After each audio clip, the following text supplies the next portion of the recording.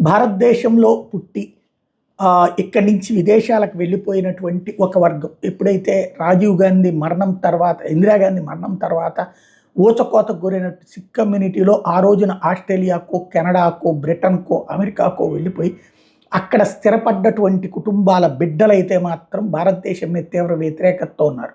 అదేంటో విచిత్రం, కాంగ్రెస్ పార్టీ పట్ల ప్రేమతో ఉంటారు. వీళ్ళందరూ కూడా ఇప్పుడు భారతదేశాన్ని నాశనం చేయడానికి ఖలిస్తానీ ఉద్యమాన్ని తీసుకొస్తుంటే, రకరకాలైనటువంటి ఖలిస్తానీ ప్లాన్స్ చేస్తుంటే, తాజాగా అట్లాంటి వాళ్ళని పట్టుకుని అరెస్టో లేకపోతే లేపేస్తున్నటువంటి మన నిఘా వర్గాల సాక్షిగా ఇతర దేశాల్లో అరెస్ట్ అయినటువంటి వాళ్ళని కూడా వెనక్కి తీసుకొచ్చే ప్రయత్నం చేస్తున్నాం.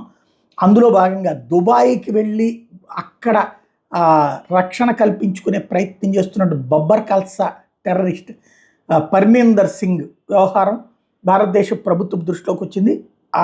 ఆస్ట్రేలియా తరిమేసింది, కెనడా వద్దంది, అమెరికా రానివ్వలేదు. అందుకని వాడు దుబాయ్లో విజిటింగ్ వీసా మీద వెళ్ళి అక్కడి నుంచి డ్రామాలు ఆడుతున్నటువంటి వేళ వాడికి సంబంధించినటువంటి వ్యవహారాన్ని మన ప్రభుత్వం దుబాయ్ ప్రభుత్వానికి చెప్పడం, దుబాయ్ ప్రభుత్వం వాడిని భారతదేశానికి అప్పగించడానికి ముందుకు వచ్చింది.